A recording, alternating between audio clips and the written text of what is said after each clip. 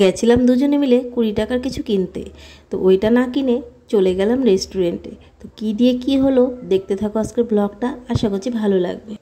আজকে সকালে আর হাঁটতে যাওয়া হয়নি, তো ঘুম থেকেই দেরি করে ওঠা তার মানে। তো ছেলেরও যখন স্কুল নেই একটুখানি দেরি করেই উঠা হয়, আর মেয়ের স্কুল তো 8:30, 7টায় উঠলে কোনো ব্যাপার না, হয়ে যায়। তো যাচ্ছে এখন অফিস, আর ঘড়ির কাঁটা এখন 9টার ঘরে। আর ওইখানে গরুটা আছে, কিন্তু আজকে রুটিটা আর নেই, রুটিটা আগে দিয়ে এসেছিলাম, জানি না গরু খেয়েছে না অন্য কিছু খেয়েছে। যাই হোক, যেই খাক হয়ে যাবে। আর সকালে আজকে সুন্দর বৃষ্টি পড়েছে, তো ওয়েদারটা খুব সুন্দর ঠান্ডা ঠান্ডা। আর দেখতেই পাচ্ছ গাছপালাও পুরো সবুজ সবুজ, আর রাস্তাটাও পুরো বৃষ্টিতে ভেজা। রাস্তাটা ওই দিনই করেছে, তো ভালোই হয়েছে, এখন রাস্তাটা পুরো সুন্দর পরিষ্কার, কোনো ধুলোবালি নেই। আর এই যে গোলাপটা লুকিয়ে লুকিয়ে হয়েছে, এখন দেখছি কি ভালো লাগছে, একটুখানি ভেলভেট ভেলভেট টাইপ। এরকম ধরলে ভেলভেট মানে ধরলে হয় না, ওইরকম ফুলটা ধরলেও ভেলভেট মনে হয় ধরছে, এরকম লাগে।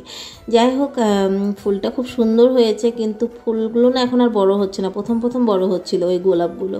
আর ও এখন অফিস যাচ্ছে, এখন আমি এই যে ছেলেকে খাবার দিয়ে আমিও ব্রেকফাস্ট করব। ব্যাক টু দ্য চ্যানেল, আশা করছি সবাই ভালো আছে, সুস্থ আছে, আমরা ভালো আছি। আবার নিয়ে চলে এলাম একটা নতুন ব্লগ। আর আজকে হচ্ছে গিয়ে সোমবার, এখন ঘড়ির কাঁটা হচ্ছে গিয়ে 11টার ঘরে, 11টা না সরি 11:30, প্রায় ঘরে 5 মিনিট কম আছে। আর ব্লগটা আজকে 11:30 থেকে শুরু করলাম, কারণ সকাল থেকে ব্লগ শুরু করা হয়নি, তাড়াহুড়ো করে। আজকে মানে হাঁটতেও যায়নি, সকালবেলা এমনিতেও বৃষ্টি ছিল, যদিও যেতাম যাওয়া হতো না।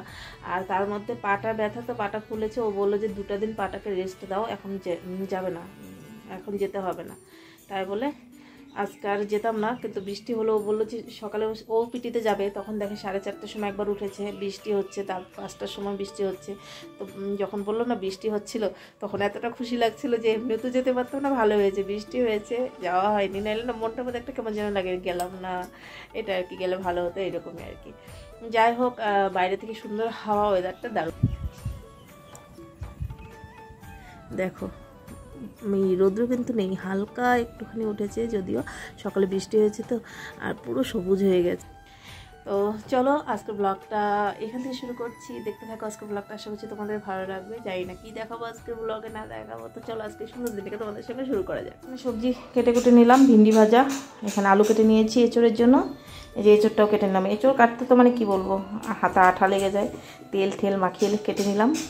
যাই হোক, বিচিওয়ালা এঁচোড়টা, ওইটা কাটতে মানে তবু আমি এইভাবে কেটেছি, অনেকে বিচি বের করে করে, আমি অমন করে করিনি, আমি এইভাবে করেছি, একটু বড় বড় করে কেটে নিয়েছি। আর এখানে সকালে ভাত বানিয়েছি, ভাত বানানোতে এই যে ফ্যান পড়ে পড়ে একদম কুকারটা যাতা অবস্থা হয়ে যায়, আবার ধোবো, থাক একবারে এঁচোড়টা যখন সেদ্ধই করবো, সেদ্ধ করে নিয়ে তারপরে ধুয়ে নেব, বারবার ধোয়ার সময় নেই।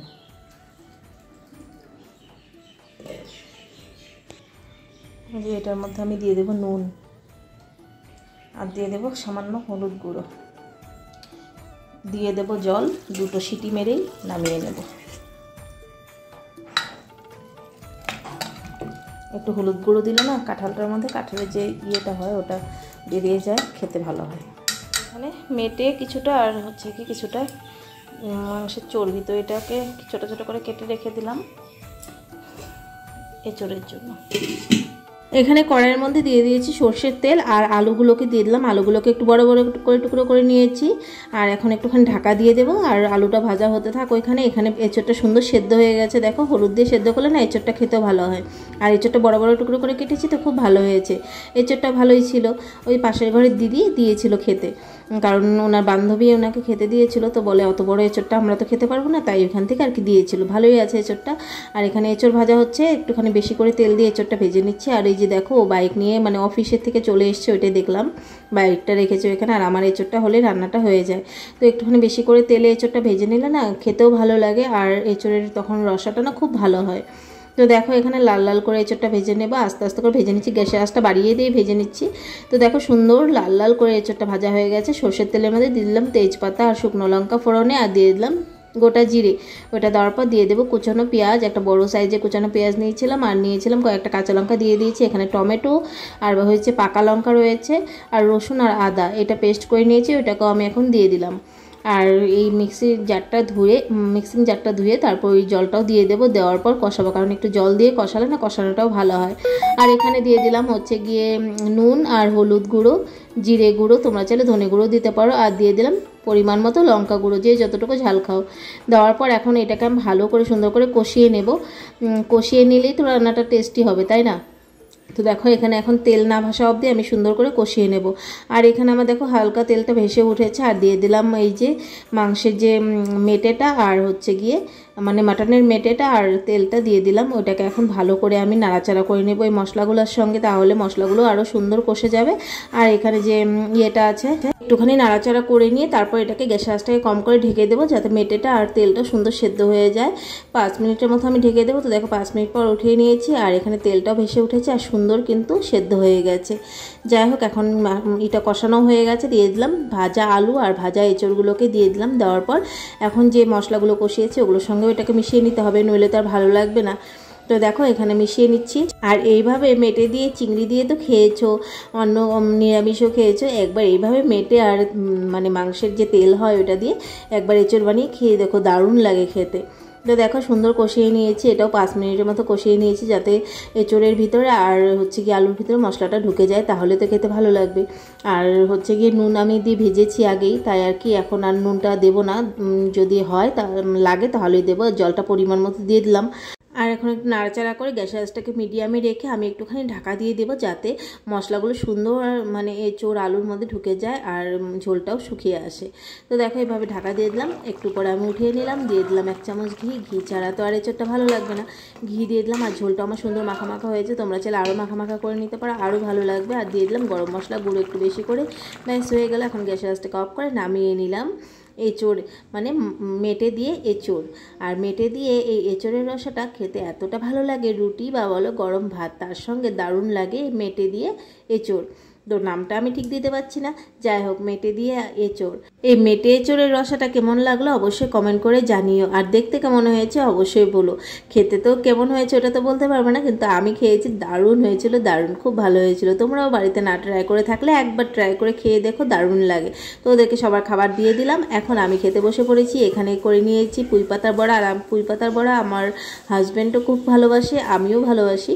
তো আমরা এই যে আজকে পুঁই পাতার বড়া, তার মধ্যে হচ্ছে গিয়ে শসা কেটে নিয়েছি, ভেন্ডি ভাজা, আর হচ্ছে গিয়ে মেটে দিয়ে এঁচড়। তো এটাই আজকে দুপুরের খাবার আমাদের। তো চলো এখন আমি খেয়ে নেই, তারপর তোমাদের সঙ্গে সন্ধ্যাবেলা দেখা হচ্ছে। শুভ সন্ধ্যা বন্ধুরা, দেখতেই পাচ্ছ আমি মার্কেটে আছি, আর এটা হচ্ছে গিয়ে ওদের অফিস লোকেশন। এখানে দেখতেই পাচ্ছ বোর্ডটা লাগানোই আছে, এখানে ওদের অফিস। তো এখানে আমি বাইরে দাঁড়িয়ে আছি, ওই অফিসের ভিতরে গেছে, কারণ হচ্ছে গিয়ে ব্যাটারি, আমাদের গাড়ির ব্যাটারিটা মানে হয়ে গেছে, নষ্ট হয়ে গেছে। তো এর জন্য গাড়ির ব্যাটারি একটা নতুন কিনেছে। তো ওই মানে যারা আর কি অফিস থেকে, অফিসে তো অনেক ব্যাটারি ওগুলো আসে, তো এখানে আর কি ও অর্ডার দিয়েছিল, তাই এসছে। ওটা তো আর একা নিয়ে যেতে পারবে না, তাই পিছনে বসে আমি নিয়ে যাব, তাই এই যে এসছি ভিতরে মানে ব্যাটারিটা নেব। তো এখান থেকে ব্যাটারি নিয়ে বাড়িতে রেখে ও আবার আসছিল বাজারে যে একটা জিনিস কেনার জন্য, 20 টাকার জিনিস কিনতে এসেছিলো বাজারে, কিন্তু ওর পিছে পিছে আমিও আসলাম যে চলো যাই একটুখানি হেঁটেও আসি। তো এসে এখানে এই রেস্টুরেন্টটা কিন্তু আমাদের ঘরের সামনেই, একদম মানে আমাদের বাড়ির সামনে অপোজিটে আর কি। যাই হোক কোনোদিনও আসা হয়নি, প্রথম ঢুকলাম। তো ওকে বলছিলাম চলো তো সামনে থেকে দেখে আসি কী কী আছে, তাহলে নেওয়া যাবে। তো আবার কি করেছে, সামনে থেকে দেখবে কি ভিতরে ঢুকে পড়েছে। যাই হোক ওটা নিয়ে হাসাহাসি করছিলাম যে 20 টাকার জিনিস কিনতে এসে রেস্টুরেন্টে ঢুকে পড়লাম, 20 টাকার জায়গায় 200-300 টাকা খরচা হয়ে গেল। যাই হোক মানে একটা দুজনে মিলে একটুখানি এনজয় করলাম, আর আমরা খেয়ে বাচ্চাদের জন্য নিয়ে যাব, কারণ ওরা বাড়িতেই আছে, ওদের জন্য নিয়ে যাব। তো আমরা তো ভাবিনি যে রেস্টুরেন্টে আসবো, সেই বলে তো, নইলে তো ওদেরকেও নিয়ে আসতাম। তো এটা নিয়ে হাসছিলাম যে হঠাৎ করে রেস্টুরেন্টে ঢুকে পড়লাম 20 টাকার জিনিস নিতে এসে। যাই হোক ওইখানে ঠান্ডা নিয়ে নিলাম, আমি বললাম না আমি খাবো না, কারণ খেতে ইচ্ছে করছে না আজকে, যেহেতু অতটা গরম নেই আর ঠান্ডা খেতে ইচ্ছে করছে না, ওর থেকে একটুখানি আমি খেয়েছিলাম।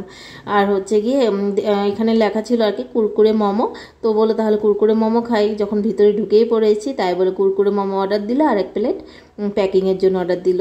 আর দুজনে মিলে এই যে দেখো কুরকুরে মোমোটা আমাদের দিয়ে গেল, আর দারুণ ছিল মোমো। আর সত্যি কথা বলতে কি বলো তো, মেন শিলিগুড়ি থেকে যে খাপড়াইলের যে মোমো হয়, নেপালিদের হাতে যে মোমোটা হয় না, সত্যি খুবই ভালো বানায় ওরা। মানে খাপড়াইলের মোমো, দার্জিলিংয়ের মোমো এগুলো দারুণ টেস্টি হয়। এইখান থেকে মামনি মোমো মানে মেন শিলিগুড়িতেও খেয়েছি, আমার এতটা ভালো লাগে না, খাপড়াইলে যতটা ভালো লাগে।